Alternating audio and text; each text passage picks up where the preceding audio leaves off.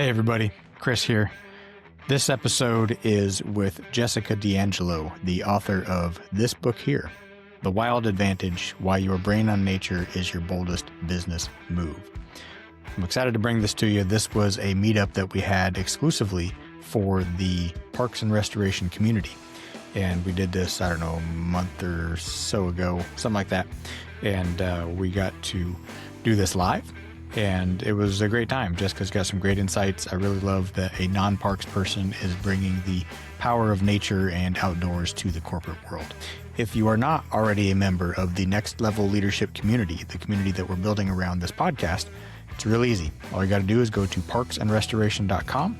Just give us your name and email, and you will get the invites to future meetups that we have with, say, authors and just other community members. So be sure to sign up. We've got some great things in the works for 2026.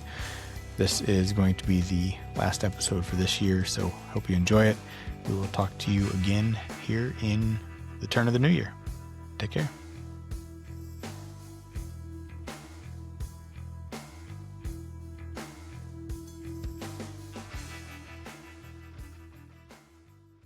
Welcome, Jessica, to this exclusive meetup with Jessica DeAngelo. She is a entrepreneur and author of a brand new book, which we're going to talk about. So, Jess, give us the Cliff Note summary of how you got to where you are today and how the book came about. Awesome. Thank you, Chris. Thank you, Jeremy, for having me. So excited to be here with you all. So I am the chief hiking officer of my company, which is called Hike to Become. And I published a book called The Wild Advantage, which came out last month. And you are all so supportive in book launch. So I want to say a huge heartfelt thank you for that. How did I get here? Great question. And I'm sure we probably don't have all the time in the world on this show. But my journey started in corporate America. I was in corporate America for decades. I did high-level global account sales and strategy. I worked with some of the top companies in the world. And then I left it all behind to become an entrepreneur. And Chris, I think that's when you and I met a few years ago. And I thought, probably like a lot of people taking the entrepreneurial leap, that would solve all my problems around burnout and stress and being a workaholic. But spoiler alert, it doesn't at all. You work way harder as an entrepreneur. And that kind of led me to a moment where I climbed to a freezing cold mountaintop, contemplated my life choices, and realized I was feeling completely disconnected from my own life. I wasn't really showing up in it. I wasn't feeling inspired and motivated in my own work. And I flipped the question on its head, Chris, and I said, okay, well, when was this not a problem for me, regardless of what I was doing? And that's when the universe reminded me it's always been when I was hiking regularly. So that was sort of the start of my journey. And that's when I challenged myself to hike for 31 days straight in the month of January in Idaho, back in early 2024. And who would have thought that almost 2 years later, I would be sitting here talking to you. The book is out, and I'm just so excited for the impact it's having on everyone else to also find their own journey. Yeah, I got to give you kudos. I loved the book. And I was getting all your emails on the build up to it, and I follow you on LinkedIn. What little time I do spend on LinkedIn, and your posts on there are usually hilarious. And just watching that whole journey kind of unfold, and then have it all culminate in the book, and then the the emails came out, and I especially like the one that says don't buy this book because I need you to buy it tomorrow. I thought that was really good. I did what I could to send that out to all my colleagues. A lot of you on the Zoom call with us here today probably got those emails from me.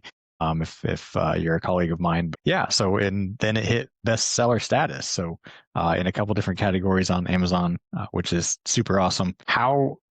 Well, I guess maybe we can get into that. But well, let's just use this jumping off points.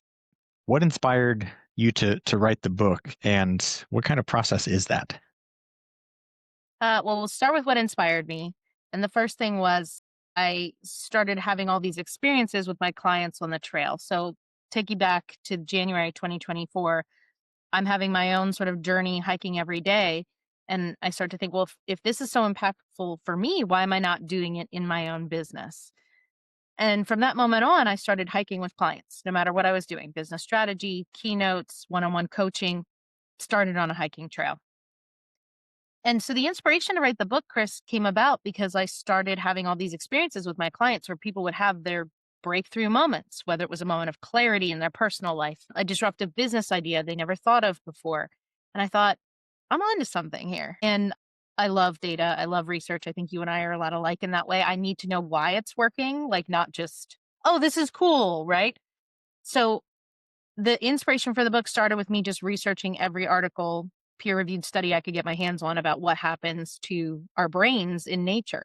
And it kind of started sending me down this rabbit hole. And I thought, there's a book in here. I can't hike with everyone in the world, obviously, but what if I could give them the gift of figuring out this journey on their own? And so that's sort of how it started. So you talk about the times you've had with your clients, and in the book you talk about how the answers to the question, "What are you afraid of?" changes from the start of the journey to once they're out on the trail and they've had time to just get the impact of being out there. And I thought that was one of the kind of, for me, was one of the more impactful parts of the book, because I've seen that happen as well. And those of us that work in parks and conservation, we know that value, and we work every day to try to provide places for people to go out, have those type of experiences, because we know how the outdoors changes people. How else have you seen conversations change after doing this hike thing? Uh, well, I think one of the biggest shifts I see for people is that people become a lot more self-reliant after. So I have a group of clients, I would say, and if I've surveyed them all, I kind of stay in touch with all my clients and I see the ones that sort of are very excited to start the challenge and don't really finish. Okay. And so they're sort of stuck, I would say, in this loop. And then there's the people that finish. And those clients that I stay in touch with, what I'm learning now about them is that first off, they become a lot more self reliant when it comes to making business decisions. They're a lot more emotionally stable in their personal life. I had a particular individual, one of the first people to take the hike to become challenge. And his feedback was, Jess, you've given me time and space to process feelings I didn't even know I had. And so I think everyone's journey is really different, Chris, and that's been very cool for me to see and unpack. I've gotten text messages from people who have practiced who say something as simple as, I realize I like myself again. Whoa, like that's really powerful. It's so silly. It's so simple. I mean, I think you would agree. There's nothing that I share in the book that's like radically different from how we have behaved as humans, especially everyone here on this call that's in the conservation industry. But the problem is we're forgetting. We're so addicted to technology, and that's by design, that we're constantly being distracted. So we forget to spend that sort of alone time with ourselves. But once we do, everything just becomes better. It's really hard to put into words, but both personally, professionally, I find for myself there's a drastic difference between days I hike and days I don't. And that could be something as simple as I didn't have time to hike by myself, I hiked with my assistant or I hiked with my husband. Well, that's lovely. There's something very different about taking this challenge and doing it on your own. It's night and day. And if you don't give yourself that time and space to like think through whatever's going on with you, you're going to have a different human experience. Does that track at all? Yeah, yeah, and that jives with a lot of kind of our evolution as humans. I mean, you think about the history of our species, and what we're physiologically designed for, like movement outdoors. The reason we have these big long legs and we stand upright is that we're designed to move. And so yeah, that tracks completely. One of the things that I really enjoyed about the book that you brought up there is this idea of like taking this like radical self-ownership in this whole process. And this idea that like a lot of people now that we're so connected to technology that we're not becoming self-aware and we're not like taking that time to just think about ourselves. So can you dig into that a little bit about that idea of, just taking that self-ownership? Yeah, that's great, Jeremy. Thank you for bringing that up. That's probably one of my favorite chapters in the book, if I'm being honest, the chapter on radical self awareness. So for me, it really started with this idea that I had a bad back. And for years, I told myself this story or this narrative that I have had a bad back. And it stemmed from I had an old work injury. I've been involved in multiple car accidents that resulted in whiplash.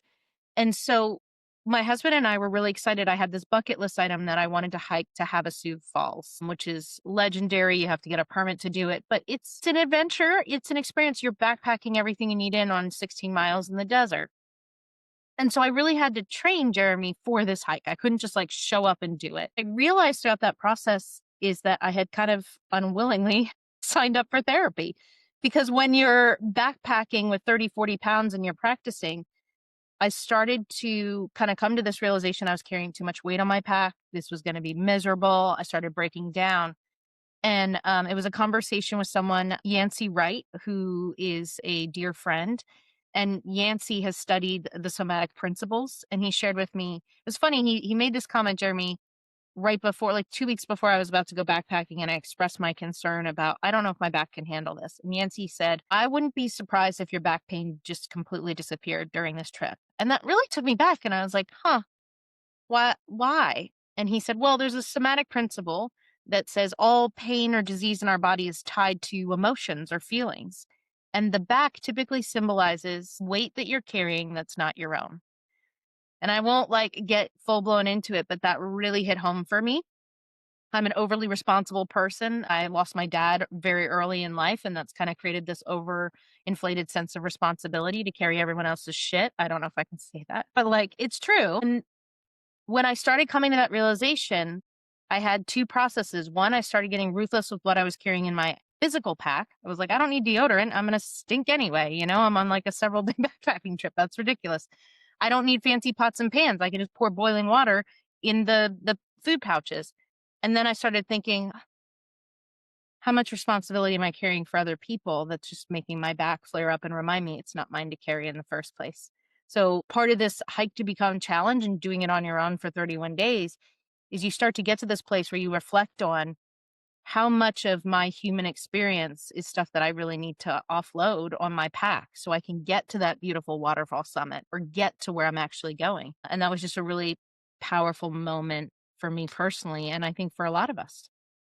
Yeah, absolutely. That's amazing to think about that, through this whole process and just being intentional, you can actually like have that self-awareness of what's going on in your life and these things that just end up connecting in that way. Actually, it just so happens that when you said shit, it brought up actually a reminder of one of my favorite lines in the book that I just actually read out loud to my wife this morning that it basically says that like if you're feeling burnout, you call bullshit on feeling burnout because it's really just it's not anyone else's problem, it's just yours. So, can you dig into that a little bit too?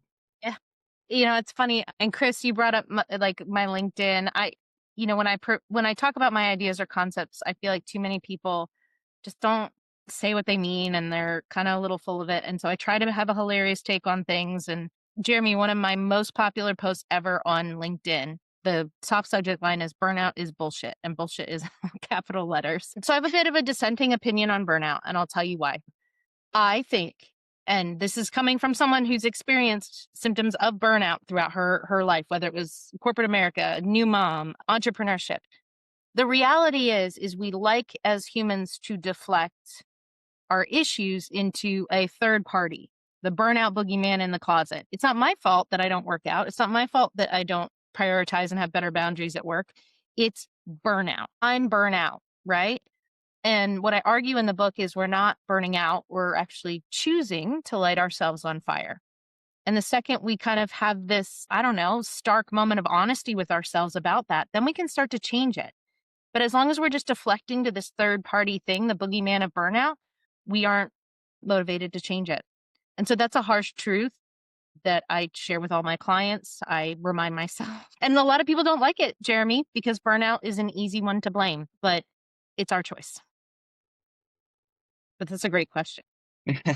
Love that you love that part. That's a podcast episode if I've ever heard one. Like we got to dig into that one big time. Yeah. Just you talk about unlocking your boldest business ideas from the trail. So I get that you can't give away anything confidential, obviously. But what are some examples of some of the breakthroughs you've seen from clients through this process? I know for me personally, at least, in fact, Jeremy just experienced this from me here a while back. Like, I will just get stuck, because I'm in my office and I'm doing this, doing that, and for it happens. And I'm like, I don't even know what I should be working on right now. Like I've got all of these things circling around, and almost inevitably, the one thing that will fix it is if I drop everything and I just go. I work out of a nature center and we got 200 acres surrounding us. And so I just go for a walk. And the other day we've got this bridge that crosses this creek. And so it's a quarter-mile walk back to it. And so I hiked back to this bridge and I was sitting there soaking up some sunshine, and just like the clarity that started to come from just getting up and moving around. And so I totally understand how this works. I'm just curious to see how, and I know us parks people kind of, know this intuitively, but I'm really curious to see how this has shaken out within the corporate world and the corporate clients that you've worked with. Yeah, great question. So, without naming names or being too specific, of course, so I do sign NDAs with all my clients about our trail time together because a lot of the breakthroughs that we unlock would be unique to their business and not necessarily stuff that they want to share. So, I would say there's kind of two buckets. One is when I'm hike one on one with individuals, and then one would be when I hike with groups, which is kind of it's the same methodology but applied really differently. So recently, I spoke at TED Next. I led a discovery session there with about 28 individuals. It's the largest group hike I've ever done. And I guided them through prompts of, okay, I want you to explore a wild business idea you've always had, but were too afraid to pursue it, right? So overcoming fear is a big theme in the book. And I paired them up, or they self-selected to pair themselves up. And throughout the guided hike, I gave them a series of prompts about exploring this wild idea with a perfect stranger. And then I gave the perfect stranger the job of, you have to hold space for this wild idea and be so encouraging. You're a cheerleader, not a Debbie Downer. Like, you have to say, this is great, keep exploring. And I heard such like cool ideas on the trail. One person came up with the idea of, he wanted to start a school where there was no rules. Now, on the surface level, that sounds bananas, right? Like, well, of course children need rules and boundaries. But I think digging deeper into his idea was, well, how would children behave in a natural environment if we didn't have all these rigid parameters around them about, lunches at this time or whatever? What if it was more open and children were allowed to explore their own interests and ideas? So I thought that was really interesting. I had someone share with the group that he wants to be the next mayor of his town. And so there's just some things that happen through the prompts and then the science-based metrics of what's happening in your brain. I was once hiking with a very successful entrepreneur who has built multi-million-dollar business endeavors, and he was working on the next chapter of his life. And ironically enough, this is a running joke between us, Chris.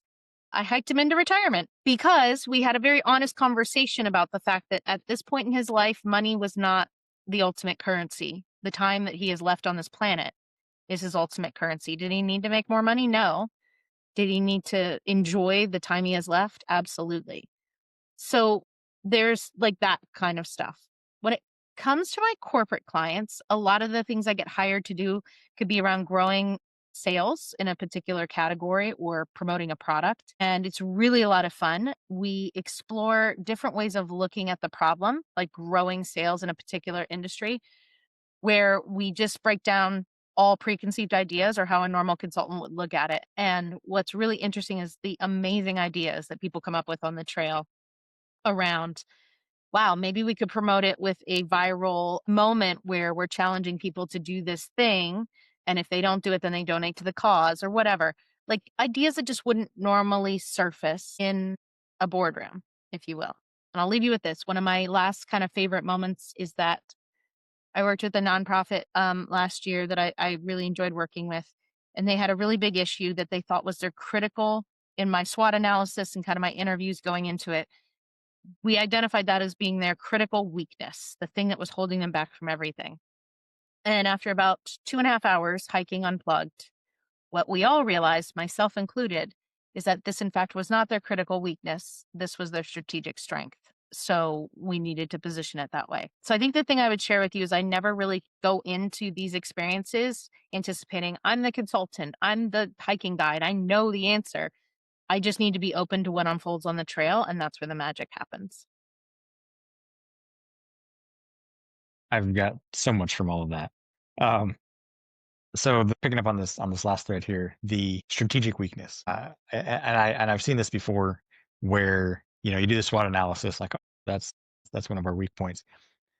But it's not too much of a stretch of imagination to spin that around and say, what if that's actually just your uniqueness? That's and can you play to that? And I was just having this conversation yesterday with a person on my team, and he's fairly young and still kind of has that academic kind of college mindset. And so I've got him working on this grant application, and he's writing it very formally, and because in college that's what they teach you to do. And so we were riding to this meeting yesterday, and I said, everything they taught you in college, just throw out the window. Stop. Because, no offense to anybody that's in college or works in academia, but I really feel like college oftentimes just teaches you to be a college student or to stay in academia. And the minute you get out, like, you really got to throw all that, the stuff that you write in the real world is not, at least certainly in our industry, not the term papers that you're writing for, the professors and the academics that you're writing for. And I said, just write this thing the way you would have a conversation. He's like, well, I'm not much of a writer. I'm like, I don't care. Like, we've got this technology now, just sit there and just talk to it. And, like we're sitting in this car, just describe this project to me. And, I was like, you got to understand the people on the back end of that grant that are going to be reading this application, they're just normal people too. And, and if they can hear this coming from a normal person and explaining what this is without all the, the technical and the formality. And so that's kind of an example of, he saw it as a weakness, but that, dude, that's your uniqueness. Put this in your voice. And I've seen that play out in different capacities within my work and other stuff of, playing to that uniqueness, not seeing it as a weakness of like, this is what society tells us we have to do. And that's really what you're doing with all of this. And I love the other thing that I really loved in that you just said is hiking someone into retirement, and that mindset of, I don't need more resources. I don't need more money.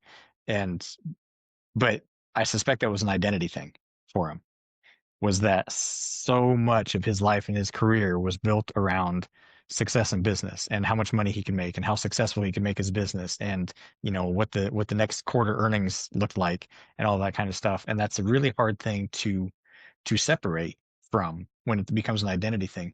How do you help people overcome that? Because I suspect you probably see this quite a bit, is so much of what we do becomes identity to us, and it is so short-sighted. And I suspect that real breakthrough comes when, one, you extend the horizon out a little bit, but then you start separating the identity from the work and the productivity. How have you navigated those conversations before? So I think what's interesting, or what I've learned, Chris, is that there's no easy answer. You can't spend a day, like even a VIP day with me, and then come to these realizations and be like, okay, yeah, my identity's shifted. I'm good. I'm going to retire. And I think the biggest thing I could share is that I prepare people for the fact that there's no quick wins in this process or this methodology. It is a journey, and you have to commit. You have to commit to showing up every day for 30 to 40 minutes for 31 days. I can't tell you what's going to happen in the middle, the messy middle, I call it. What I can tell you is, if you fully commit to showing up, whatever you need, you will get out of this process. And so, how do I prepare them for that? If they're working one-on-one with me or even in a group, I make sure that either people are paired up or one-on-one, they have direct access to me to just work through those thoughts as they come up and share them with me. And mostly I just hold space for them. I don't coach, I don't give advice, because they're still in the messy middle of, like, it's way more powerful for people to reach their own conclusions through this Hike to Become challenge than for me to tell them at day 13 that this is what they should do. And so it's interesting too. I'm on my own journey, Chris, confession, that I was a micromanager and a type A personality and an overachiever in my corporate persona, that now doing this work, I'm being forced to kind of sit back and just really create the experience in this space and, like, just be a hiking guide essentially. But it's like a life guide or a business guide. And the more I lean back and let people have their own epiphanies, the more powerful it is than if I give them answers. And so I'm learning too, to just create this space and let the magic happen. I like that. So, digging into that, do you think that a key part of your model is that you have to try to remove yourself from technology as well? You have to be dedicated and have this self-awareness, and then part of it is trying to remove yourself from technology. So, do you think that, like, in our current state of life with like artificial intelligence kind of like infiltrating every part of our lives and chat GPT becoming this huge thing, do you think that it's going to be even more difficult for people to get away from technology? I think it's actually a nuanced problem, Jeremy, in that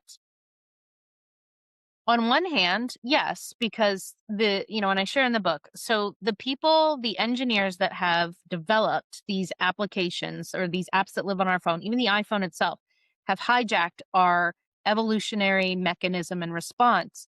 So I hope that the reader feels in reading this book that not shame about their relationship with technology, but probably more grace, if anything, of like, hey, it's okay. We all have this problem. It was designed to like really mess with you.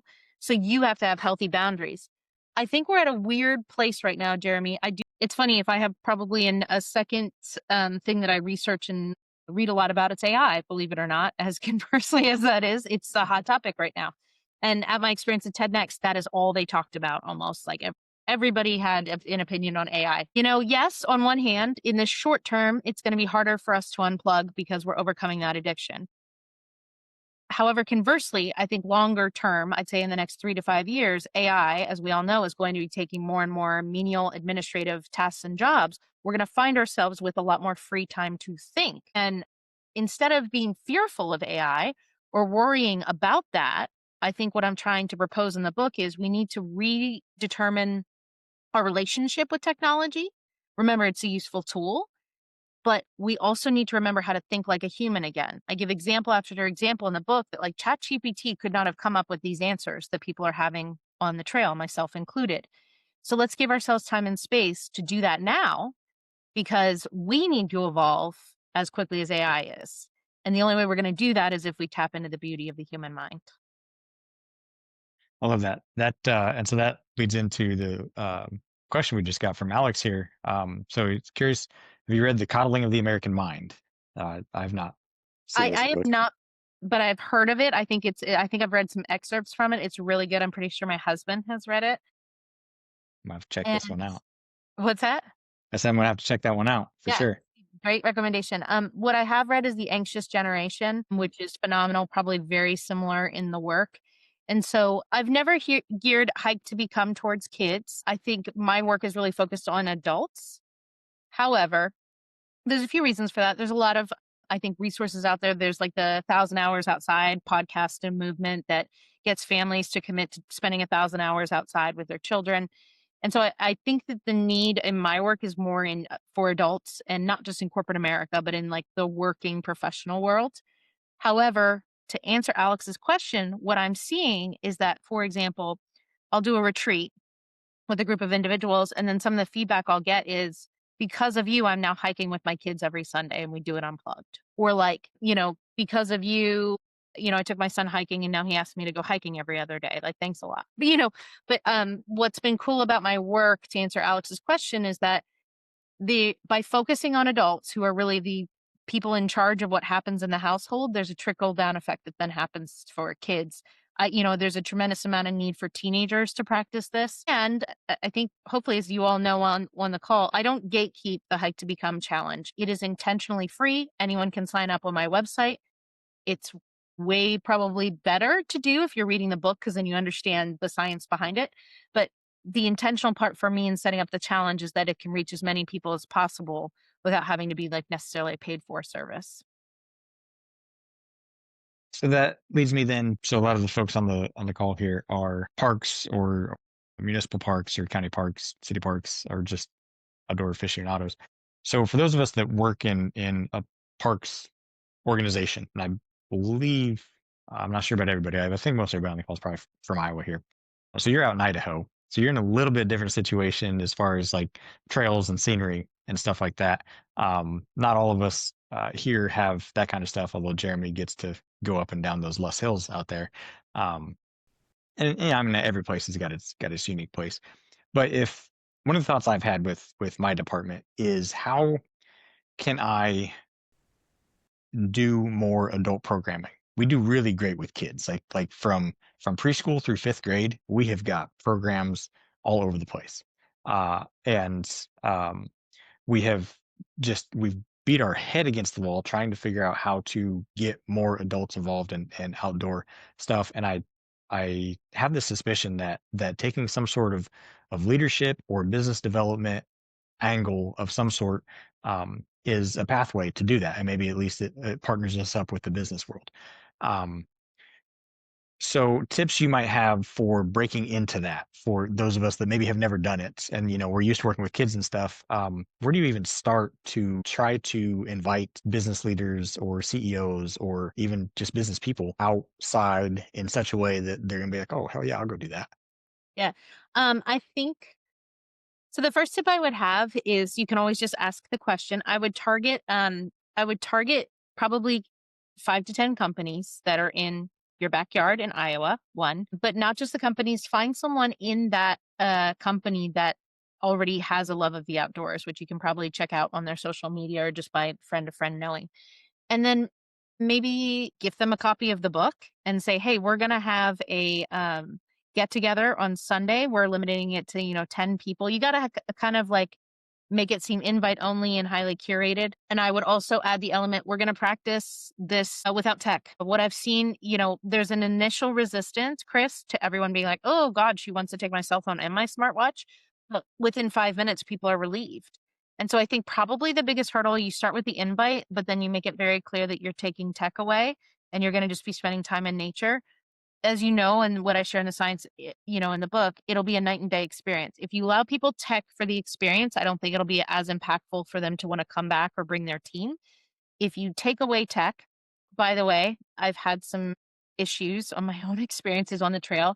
I even recommend that someone, like for me, it's like my assistant Gavin, brings a backpack at the trailhead and says, tech inside.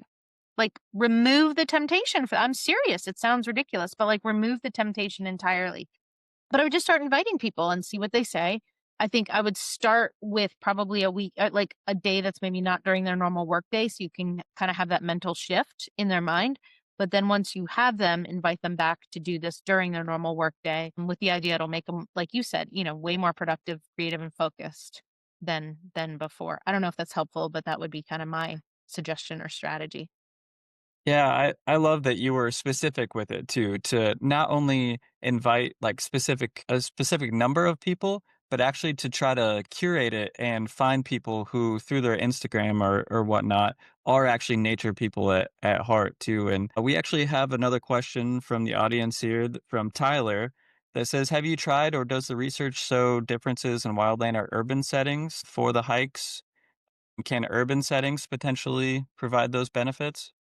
Yeah, that's a great question, Tyler. And I get this one a lot. So the answer is it depends.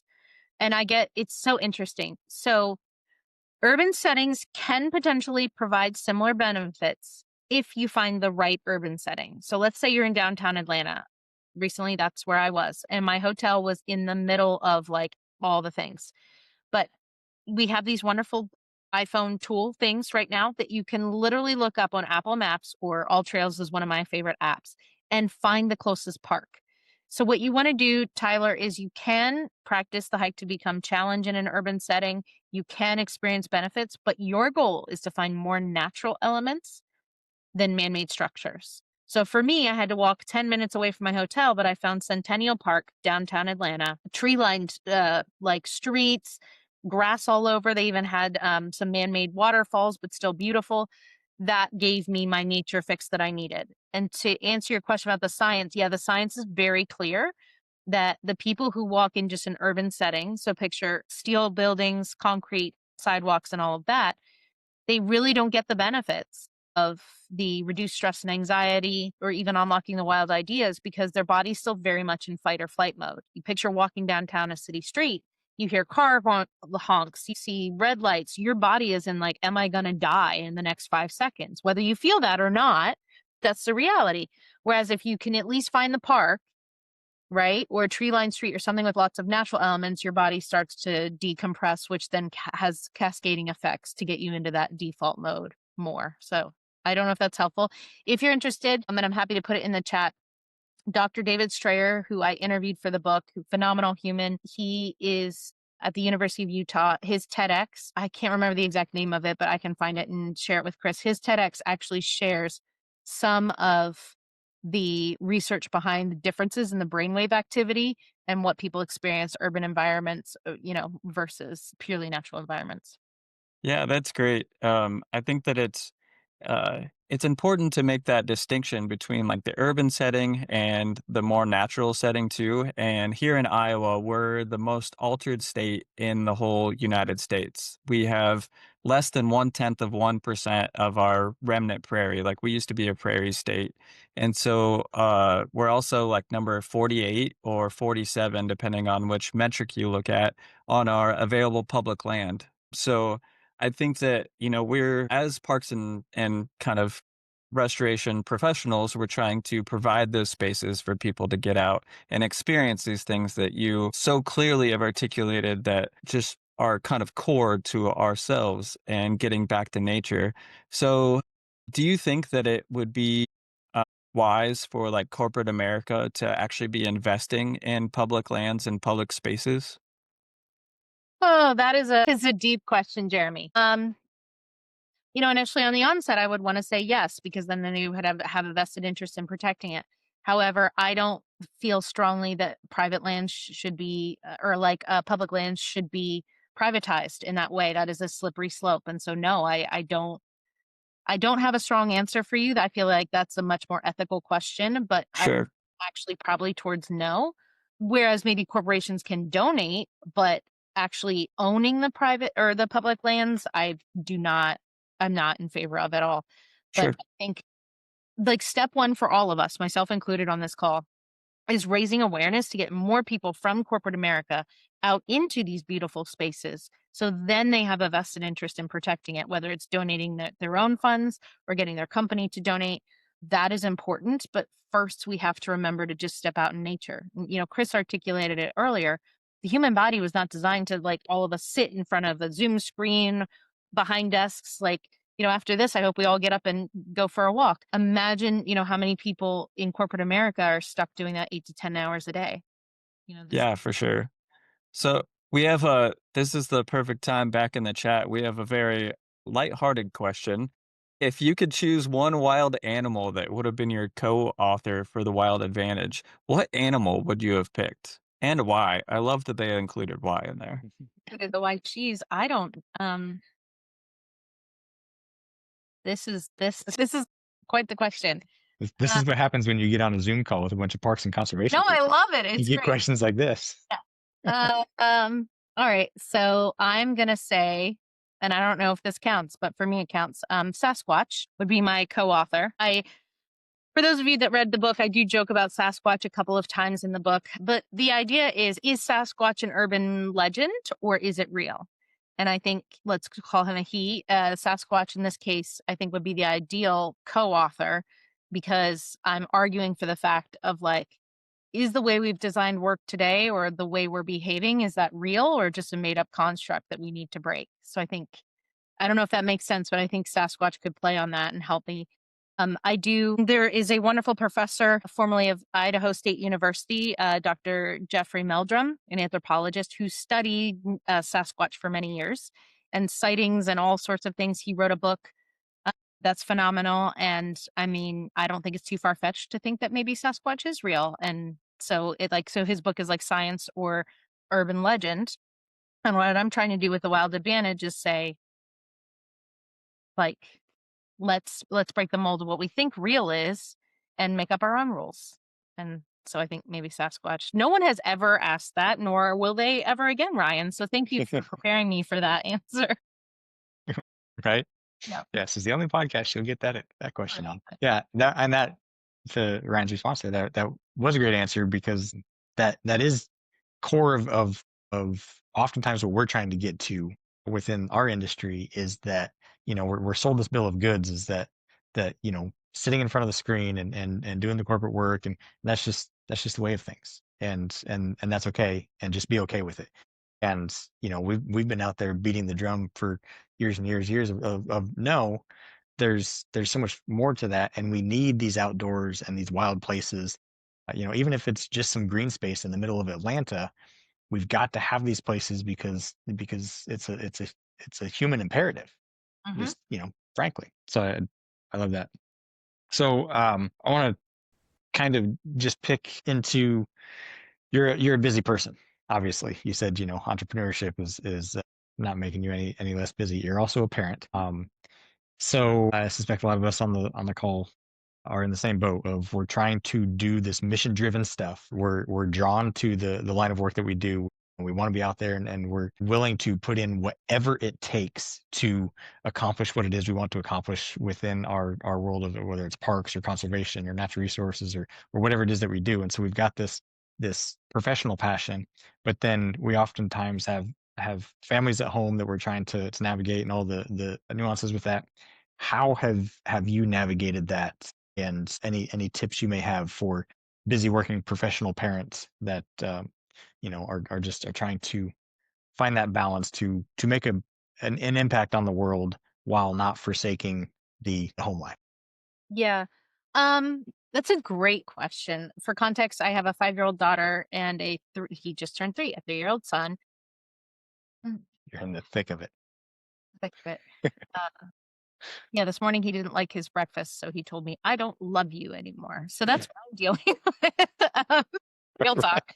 Yep. Um, So a couple of thoughts, Chris. How do I maintain my sanity and also not feel this incredible, like, maybe mom guilt on one side, or like guilt that I'm, mom or dad guilt that I'm working and building this kind of mission driven business. And conversely, how do I make sure I'm being powerfully present with my kids when it is time to shut it off? Couple practical tips. So I love the book, How to Break Up with Your Phone.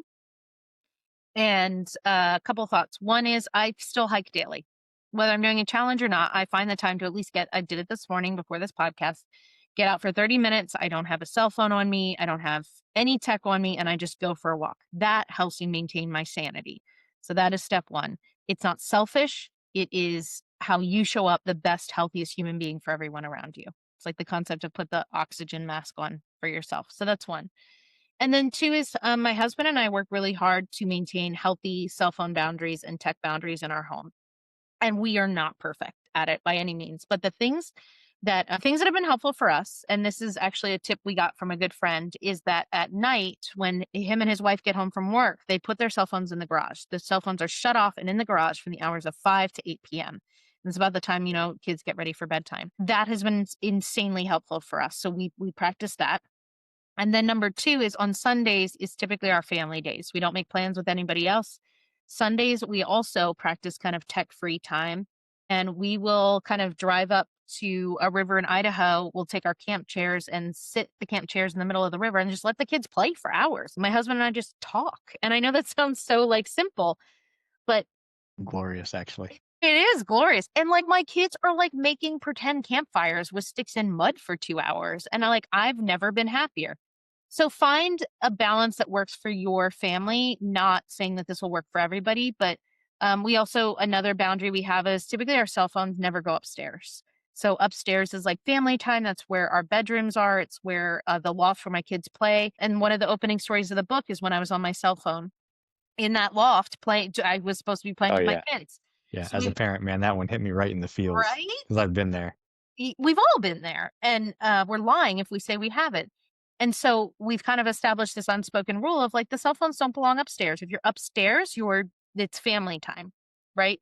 So just some practical like things. I also advice someone gave me years ago in corporate America. She's a mom with kids much older than mine at the time, and she said, you just need to be honest with yourself that there are many days where work will get the best, Jessica, that there is. And conversely, there's going to be many days where your kids are going to get the best mom that there is. Just notice that those days will probably never be the same day, and that your only hope is that it all comes out in the wash. The daily hiking, as cliche as it sounds, Chris, to your point, helps me from spiraling out, feeling overwhelmed, trying to attempt to do 45 things. If I do that, I do 3 things, I do it well, I unplug, and I spend time with my kids. Like, the end. That is my balance. That's what I do. So I hope that's helpful. But those are a couple of things that we practice to help us. That's great. I love that. So as we kind of get towards winding down here, if anybody's got more questions, feel free to throw them in the chat. I do want to wrap this up by 1 o'clock in the interest of time here. But my last question anyway is, so what's next for you? I mean, you're now a best-selling author. You got this business going. You're leading breakthroughs out on the trail, and by from the outside looking in, man, you're killing it. What's next? Well, I would actually love feedback from everybody here on the call if you're all open to it. I am debating whether or not I record the audio version of this book. So that is the next big project on my plate. I need to make a decision here shortly. My thought, Chris, is to maybe do it over the Christmas break, hold myself up in my walk-in closet with like a mic and like headphones. Apparently audiobooks are really skyrocketing. That's how people really consume a lot of books right now. I don't know. I'm interested if everybody would agree with what are your anybody on the call want to share? Yeah, I only consume audiobooks. That'd be helpful for me. Oh, Alex. Alex is like, where is it? All right, Alex. Okay. I 100% agree with Alex. It's like a whole thing that I can't sit down to read a book, but I will listen to like every word of an audiobook. So I'm 100% yes on that one. Okay, so we got 2 yeses. Is anybody like, no? Probably maybe not. But that's the next big project on my list. What do you think, Chris? Where's your head at with it? Oh, 100%. Absolutely. Now, I know, or I suspect that recording an audiobook is not a small amount of work. I don't know if you've read anything by Jenny Lawson, but you mentioned sitting in a closet. She literally recorded her audiobook sitting in a closet, in her closet with clothes around her and stuff, because it muffles the sound so well. Muffles the sounds. Yeah, it's a really great recording environment. I read probably somewhere between 30 and 60 books a year, and probably the majority of them are audio because I can listen to it while I'm driving. I can listen to it while I'm in the machine at work. I can just, I can have it going in my ear while I'm doing the dishes. And so, yes, absolutely, audio. I agree with Madeline here. Audio for sure. So I'm going to throw a wrench and all this. I'll be mindful of the time. But here's my conundrum. And yes, I agree with you. It does sound like I should do it, especially because what I get paid to do often is to speak. So that probably makes sense. Here's a bit of my ethical quandary and I'm curious for everybody on the call is here I am advocating for people to be off tech practicing my hikes, and I'm recording an audiobook, and I think I maybe need to just let go of that overinflated sense of responsibility as to what people are going to do with it. But I hope that translates well, that my goal is not that people are listening to my book. Well, I mean, maybe while going out for a walk and then they do the practice. But that's why I haven't done it yet, honestly, is because I'm like, does this conflict with my message? And I would push back against that a little bit because you got to look at it through the lens of how do I get this to the most people possible? Right. I mean, that was like you said, that was one of the motivations for making the book in the first place. And if this is another avenue to get into people's ears and into their heads and to get this information to them, they're going to be on their phone. And so they could be sitting there scrolling Instagram or TikTok or whatever, or they could be listening to your book, and, they're going to drive somewhere. So, they could listen to the next murder mystery podcast, or they could listen to your book. And then when they get to their destination, they can leave the phone in the car and go for the hike. So I don't think I would agonize over that too awful much. I've listened to a lot of books that advocate putting the tech down. And I do find the irony in that I'm listening to this with my tech while you're advocating for me to disconnect from this tech. Yeah. I listen to a bunch of podcasts and a bunch of books, and every once in a while your ears need a break anyways. So like that 30-minute hike is the perfect time to disconnect from everything for a while. So I love the model of setting up just 30 minutes a day and then getting that chance to listen to it. Okay, fair enough. And I'm with Kelly. So I'm a physical book person. This may shock everybody here. I am not a consumer of stuff, even podcasts. I maybe listen to one a week if I'm lucky. And that's driving back and forth to pick up my kids at school. I have to have a physical book. I like the smell of the pages. I like to turn it. I have a stack of books like this on my nightstand. And so I'm a bit biased against it, but it's so helpful. Thank you everyone here on the call to this is what I think people want. And so it sounds like I'll be in my closet over Christmas. Thanks, guys. Right? Yeah. Yeah. And I agree with Kelly. There is nothing better than a physical book. You actually turn the pages. Oftentimes what I'll do is I'll listen to the audiobook to make sure that the book is worth owning, and then I buy the physical book.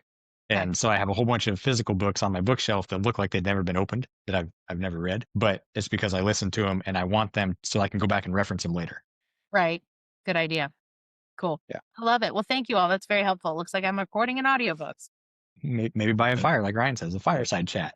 But from the chat there, just don't combine the closet and the fire. Good point, Jeremy. Noted. Noted. All right. Well, Jess, thanks so much for what you're doing, for joining us here today. Thanks for creating this book and putting that out there. I know that was no small task, and looking forward to seeing the audiobook. I'll probably buy that one too. And yeah, if ever there's, anything that you want from parks and stuff in Iowa, you want to come over here for anything, by God, we got you. I would love that. I was just thinking. So I'll keep you all posted. Maybe I can figure out a work excuse to come out to Iowa and then hang out with you all. Maybe we can kidnap some executives and take them out in the woods. Hey, there we go. There's plenty in Omaha. Let's bring them to Hitchcock. It's right across the river. I love it. Let's do that. Yeah, for sure. Thanks for having me. This has been an absolute pleasure, and I appreciate you all. And thank you for the support with the book launch. It wouldn't have hit bestseller without the audience of Parks and Recreation. So thank you. All right. Thanks so much. And for everybody joining us, thank you for joining us. Be sure, if you haven't already, subscribe to the Parks and Restoration podcast.